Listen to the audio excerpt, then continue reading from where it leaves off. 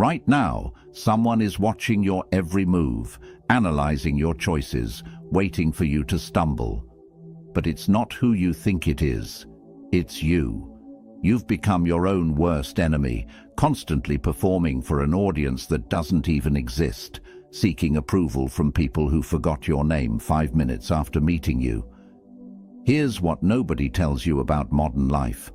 We've turned our existence into a 24/7 performance where the applause never comes, but we keep dancing anyway. We post, we speak, we react. We explain ourselves to strangers on the internet who wouldn't cross the street to help us. And in this endless noise, we've lost the one thing that actually matters, ourselves. The ancient Stoics had a term for this, prosos, which means attention to the present moment and care of the self. But here's the twist. They practiced it in complete silence. Marcus Aurelius, the most powerful man in the Roman Empire, could have commanded the attention of millions. Instead, he chose to write his deepest thoughts in a private journal, never intended for publication.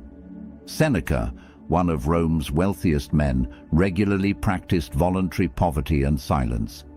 Epictetus, who went from slave to philosophy teacher, built his entire philosophy around one principle: control what you can control, ignore everything else. These weren't hermits hiding from society. These were people at the peak of influence who understood something we've forgotten. Your power multiplies in silence. Today, I'm revealing 7 ancient rules that will teach you to become so focused on your own growth that other people's opinions become background noise. This isn't about becoming antisocial. It's about becoming unshakable. When you master these principles, you won't just change how others see you. You'll become someone even you didn't know you could be. But here's the catch. Most people will watch this video, nod along, maybe even take notes, and then go right back to seeking validation on social media. The difference between them and you are simple. Are you ready to actually implement what you learned today? If yes, prove it right now. Hit that like button, not for me, but as a commitment to yourself that you're serious about this transformation. And if you feel this message in your core, if you're tired of living for everyone except yourself, write this in the comments. I choose silence over noise. These 7 rules follow a specific sequence. Miss one, and the others won't work. Skip ahead, and you'll miss the foundation. Each rule builds on the previous one, creating an unbreakable chain of self-mastery that the Stoics called the discipline of desire. Number 1. Starve the noise. Every single morning, within minutes of opening your eyes, you make a choice that will determine whether you own your day or your day owns you. But here's the thing, you probably don't even realize you're making this choice. You reach for your phone, you check the notifications, you absorb someone else's problems, someone else's highlight reel, someone else's emergency that somehow becomes your mental burden. And just like that, before you've even had your first cup of coffee, you've fed the monster. What is this monster? It's the endless suffocating noise of other people's opinions, judgments, expectations, and emotional chaos. It lives on your attention, grows stronger with your reactions, and becomes more demanding the more you feed it. And right now, it's probably running your life. You see someone's success story and suddenly question your own progress. You hear one criticism and spend 3 hours mentally defending yourself to someone who forgot about you 5 minutes later. You absorb news headlines like it's your personal responsibility to carry the world's anxiety. But here's what Epictetus understood 2,000 years ago that we've completely forgotten. Wealth consists in not having great possessions, but in having few wants. This former slave, who became one of history's greatest philosophers, wasn't just talking about money, he was talking about mental wealth, about being selective with what gets access to your mind. The Stoics understood that your thoughts create your reality, So they guarded their thoughts like their most precious possession. Here's your action plan to starve the noise starting today. Sacred morning hour. The first 60 minutes after you wake up belong to you and you alone. No phone, no news, no other people's energy. Just your thoughts, your intentions, your peace. This isn't luxury, it's necessity. Opinion fasting. When someone offers unsolicited advice about your life, practice what I call the water through a screen technique. Let it pass right through you. Smile, and are yours to make and yours to live with. The moment you stop defending your life to others is the moment you start living it. When you starve the noise, something magical happens. You start hearing your own voice again. You remember what you actually want versus what everyone thinks you should want. Your own thoughts become more interesting than anyone else's drama. You stop being an emotional ping-pong ball bouncing between other people's moods. You become unshakable, not because you're hard, but because you're centered in your own truth. Right now, identify one source of noise in your life. That news app sending constant notifications. That person who always has something negative to say about your choices. That social media account that makes you feel inadequate. Cut it off today. Starve it of your attention. Notice how much mental space that creates for what actually matters. Your growth, your peace, your authentic life. Number 2, move like nobody's watching. Right now, there's an invisible audience in your head. They're sitting in judgment of every decision you make, every risk you consider, every authentic impulse you have. And here's the shocking truth.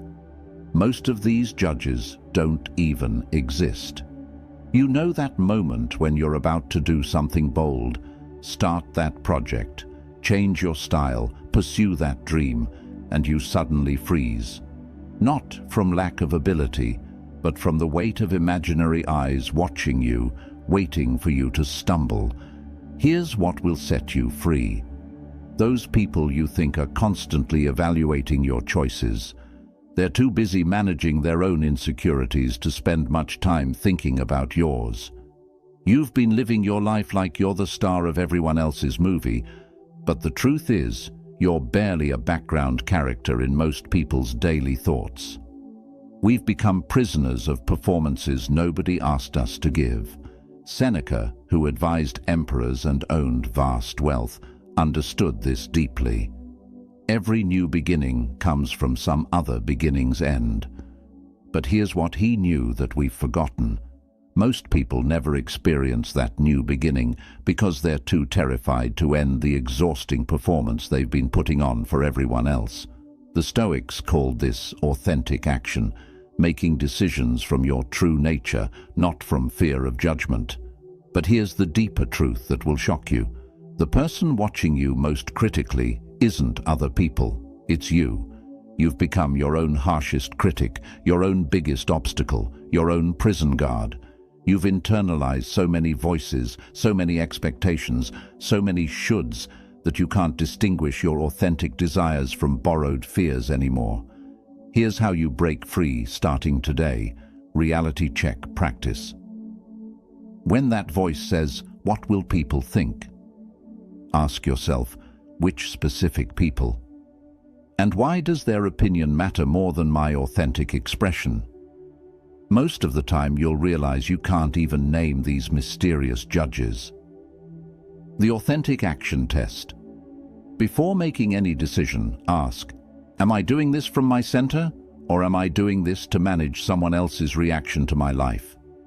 If it's the latter, course correct immediately. Start small, build courage. Take that class you've been considering for months. Wear that outfit that makes you feel confident even if it's not your usual style. Speak up in meetings instead of staying silent. Each authentic action builds your courage muscle for bigger moves. Here's the beautiful paradox. When you move like nobody's watching, people actually start paying attention, but for the right reasons. Authenticity is magnetic. When people see someone living from their center, Making decisions without constantly checking for approval, it gives them permission to do the same. You become not just free, but a source of freedom for others. Yes, some people might have commentary about your authentic choices. Perfect. Their discomfort with your authenticity is their issue to work through, not your problem to solve. You are not responsible for managing other people's reactions to your life. The most tragic thing would be reaching the end and realizing you spent your entire existence performing for an audience that wasn't even paying attention. If you're ready to stop living for invisible judges and start living from your authentic center, drop this in the comments. I live my life from my authentic center. This isn't just a comment. It's your declaration of independence from the prison of other people's expectations. It's the friends who always validate your complaints without challenging you to grow. It's the algorithm feeding you content designed to confirm what you already believe. It's the routine so comfortable that you've stopped questioning whether you're actually growing or just staying the same in increasingly sophisticated ways. Here's something that will blow your mind. Socrates, considered the wisest man in Athens, built his entire philosophy around one radical idea. The only true wisdom is in knowing you know nothing. While everyone else was certain they had all the answers, he was the only one brave enough to admit he might be wrong. That intellectual humility made him the wisest person in the room. Your echo chamber does the opposite. It makes you feel wise while keeping you ignorant. Here's the uncomfortable truth. If everyone in your circle agrees with everything you say, one of two things is happening. Either you're surrounded by people who don't feel safe being honest with you, or you've unconsciously selected people who will never challenge you to be better than you are right now. Comfort is the enemy of growth.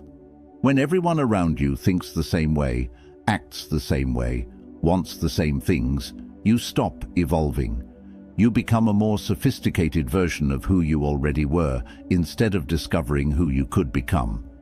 Killing the echo chamber doesn't mean seeking conflict or surrounding yourself with people who tear you down. It means intentionally exposing yourself to perspectives that make you think, not just feel validated. But here's where most people mess this up.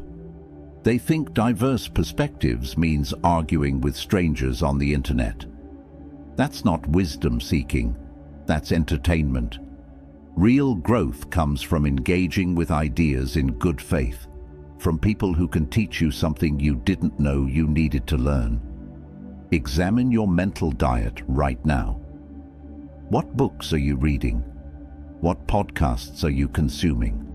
What conversations are you having? What advice are you taking? If they're all confirming what you already believe, you're not learning, you're just reinforcing. And reinforcement without growth is sophisticated stagnation. Are you getting guidance from people who have achieved what you want to achieve, or from people stuck in the same places you're trying to leave? Are you learning from people who have solved the problems you're facing, or from people facing the same problems without solutions? The most successful people didn't get there by surrounding themselves with people who thought exactly like they did. They sought out mentors who challenged them, read books that stretched their thinking, and put themselves in rooms where they were the least experienced person. This also means silencing the familiar voices in your head that always say the same limiting things. You can't do that because you've never done it before. You should play it safe because that's what you've always done. You're not ready because you don't feel confident yet. Replace those stale scripts with fresh questions. What would someone who has what I want do in this situation? What would I attempt if I knew I couldn't fail? What opportunities am I missing because I'm looking through the same old lens? When you kill the echo chamber, you discover something powerful. You're more resilient than you thought. Your ideas can withstand scrutiny. Your decisions can handle being questioned. And when they can't, you learn to make better ones. The world needs people who think independently, who can see problems from multiple angles, who can bridge different perspectives instead of just defending one. But you can't become that person while living in a bubble that only reflects your own face back at you. Right now, identify one source of intellectual comfort you need to challenge. Maybe it's adding a book by someone who sees the world differently than you do. Maybe it's having a genuine conversation with someone from a different background. Maybe it's questioning one assumption you've never examined. Number 5. Watch, don't react. Picture this scene. Someone says something that bothers you. Within seconds you're responding. Your fingers are moving before your brain has processed what happened. Later, sometimes minutes, sometimes hours, you realize your reaction made everything worse. Sound familiar? We've become addicted to reacting. We react to news, social media posts, other people's moods, traffic, weather, things that happened years ago that we can't change. We've turned our lives into one exhausting reaction to everything except our own chosen path. But here's what the Stoics understood that we've forgotten. Between every stimulus and response, there's a space. In that space lies your power to choose. And that choice, not the thing that happened to you, determines the quality of your life. Epictetus, who knew suffering intimately, taught, "It's not what happens to you, but how you react to it that matters." Easy to read. Much harder when someone cuts you off in traffic, when your boss sends that passive-aggressive email, when your friend cancels plan last minute. But this is where your real strength is built. Not in the big dramatic moments, but in the small daily choices where you choose observation over reaction.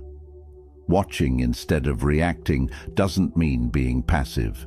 It means being intentional. It means creating space between what happens and what you do about it. It means recognizing that your immediate emotional response is information, not instructively to defend, correct, or make them understand your perspective. But what if you had watched instead? What if you had observed your emotional response with curiosity rather than immediately acting on it? Here's what you would have discovered. The intensity of your reaction probably had more to do with what was already happening inside you than with what they actually said. Maybe you were already stressed, already insecure about that topic, already frustrated from something else. Their comment was just the match that lit a fire already prepared to burn. When you watch instead of react, you start seeing patterns. You always get defensive when people comment on your choices. You get angry when feeling misunderstood, but that anger never helps you feel more understood. Your reactions often create exactly the situations you're trying to avoid. But here's the beautiful thing about watching. It gives you options. When you're reacting, you have one choice, whatever your emotions demand in that moment. When you're watching, you can ask better questions. What outcome do I actually want here? Will this response move me closer to that outcome or further away? Is this worth my precious energy? Response comes from your wisdom. Reaction comes from your wounds. Response considers the bigger picture. Reaction only sees the moment. Response asks, what's most helpful here? Reaction asks, how can I make this stop hurting right now? This looks like pausing before sending that text, taking 3 conscious breaths before responding to criticism, asking, is this true and does it matter? Before letting someone else's mood determine your day. Watching yourself with the same curiosity you'd watch a fascinating documentary. When you notice you're getting triggered, instead of judging yourself, get curious. Interesting, I'm having a strong reaction to this. What's that about? This self-observation puts you back in the driver's seat of your emotional experience. The people who seem unshakable aren't those who never experience strong emotions. They're the people who have learned to watch their emotions without being controlled by them. They feel the anger, frustration and hurt, but don't let those feelings make their decisions. When you master this, something magical happens. Other people's chaos stops becoming your chaos. Their urgency doesn't become your emerger of the weather, but unmoved by every storm. Starting right now, the next time you feel that familiar surge of reaction, whether annoyance, anger, or even excitement, pause. Watch it. Notice where you feel it in your body. Observe your thoughts without immediately acting on them. Then, from that space of awareness, choose your response. Number 6. Turn your back on clout. Let me tell you about the most dangerous addiction of our time. It's not something you inject or inhale. It's something you refresh, scroll through, and measure in likes, shares, and comments. It's clout, and it's destroying more dreams than any substance ever could. Right now, there are people spending more time crafting the perfect post about their goals than actually working toward them. Entrepreneurs who know more about building their personal brand than building their business. Artists creating content about their art instead of creating actual art. The saddest part? They don't even realize they've swapped the real thing for the performance of the thing. Clout is seductive because it gives you the feeling of accomplishment without requiring actual accomplishment. You post about your morning routine and get validation that you're disciplined. You share a motivational quote and feel wise. You document your gym session and feel fit. But feeling like you're doing something and actually doing something are two completely different universes. The Roman Stoic Seneca warned about this thousands of years ago. It is a shameful thing to be weary of inquiry when what we search for is excellent. When you're more focused on appearing excellent than becoming excellent, you've lost the plot entirely. Here's the brutal truth. Clout is a rigged game. The platforms decide what gets seen. The algorithms decide what gets rewarded. The crowd decides what gets celebrated. You're putting your sense of accomplishment in the hands of systems and people who don't know your goals, your values, or your definition of success. When you chase clout, you start making decisions based on what will look good rather than what will be good. You choose workouts that look impressive in photos rather than ones that serve your fitness goals. You take on projects that sound good in your bio rather than ones that develop real skills. You share struggles that make you look relatable rather than working through struggles that would actually change your life. We've been conditioned to believe that if something isn't documented, it didn't happen. But here's the liberating truth. Those undocumented moments are often more valuable than the documented ones. The book you read without posting about it still changed your mind. The breakthrough you didn't share still transformed you. The growth that happened in silence still counts. Turning your back on clout means reclaiming your own scoreboard. It means measuring success by how you feel when your head hits the pillow, not by how many people liked your post that day. It means building skills that matter to you, relationships that fulfill you, and experiences that change you, regardless of whether anyone else knows about them. This doesn't mean you can never share your life or work. It means you share from genuine connection rather than desperate validation. The work comes first and the sharing is secondary. You're building something real and occasionally letting people see it, rather than building a facade and desperately trying to make it look real. Some of the most successful people you've never heard of turned their back on clout early. They spent their time building instead of broadcasting, learning instead of lecturing, creating instead of curating their image. They made mistakes in private, celebrated wins in private, and showed up in public only when they had something genuinely valuable to offer. When you turn your back on clout, you discover something incredible. You're more interesting when you're not trying to be interesting. You're more successful when you're not performing success. You're more confident when you're not seeking confidence from others. The energy you used to spend managing your image can be redirected toward actually becoming the person you've been pretending to be. Right now, identify one area where you've been chasing clout instead of substance: your fitness journey, your business, your relationships, your learning. Ask yourself, what would I make if I had to measure progress purely by my own standards? Do that. Build in private. Grow in silence. Let your results speak louder than your posts ever could. Number 7. Protect your comeback story. Here's something nobody talks about. Right now, while you're focused on other people's opinions, distracted by noise and chasing external validation, life is preparing you. Here's something nobody talks about. Right now, while you're focused on other people's opinions, distracted by noise, and chasing external validation, life is preparing you for something bigger. The setbacks you're facing, the challenges you're navigating, the quiet moments when nobody's watching, they're all chapters in your comeback story. But here's the catch. You can't write a comeback story if you're constantly giving away the plot. You can't build something extraordinary if everyone knows exactly how you're building it. And you definitely can't surprise the world with your transformation if you're documenting every step of the process. Your comeback story isn't just about recovering from failure. It's about the version of yourself you're becoming when no one is paying attention.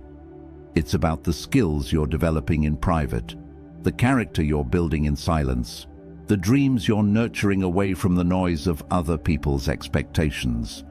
Marcus Aurelius, who wrote some of history's most powerful insights in his private journal, never intended for his thoughts to be read by others. He wrote, "Waste no more time arguing what a good person should be. Be one." He understood that the most important work happens away from the audience, in the quiet moments when you're accountable only to yourself. Right now, you have an opportunity that most people waste, the chance to completely reinvent yourself while the world isn't watching. While everyone else is busy performing their lives online, you can be actually building a life worth living. While they're chasing the appearance of growth, you can be experiencing actual growth. Protecting your comeback story means protecting the space where your real transformation happens. It means not sharing every insight you have, not documenting every step of your journey, not seeking validation for every change you make.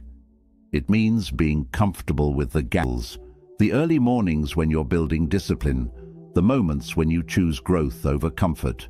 These aren't content for social media, they're the foundation of your future self. But protecting your comeback story isn't just about privacy, it's about energy conservation. Every time you share your goals, your brain gets a hit of satisfaction as if you've already achieved them.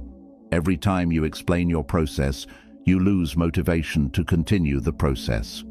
Every time you seek validation for your progress, you become dependent on external approval instead of internal drive. Think about the most impressive transformations you've witnessed. The person who quietly lost 50 pounds, the friend who learned a new language, the colleague who built a side business into their main income. I bet they didn't document every step. I bet they worked in relative silence and then showed up transformed. That's the power of protecting your comeback story. This doesn't mean becoming secretive or dishonest. It means becoming selective. You share your journey with people invested in your growth, not with people just consuming your content. You discuss goals with mentors who can help you achieve them, not with everyone who will listen. Your comeback story is being written right now, in this moment, with the choice you make after finishing this video. Will you continue to live for the audience, or will you start building for the future? Will you keep performing your life, or will you start actually living it? The most powerful comebacks happen when people least expect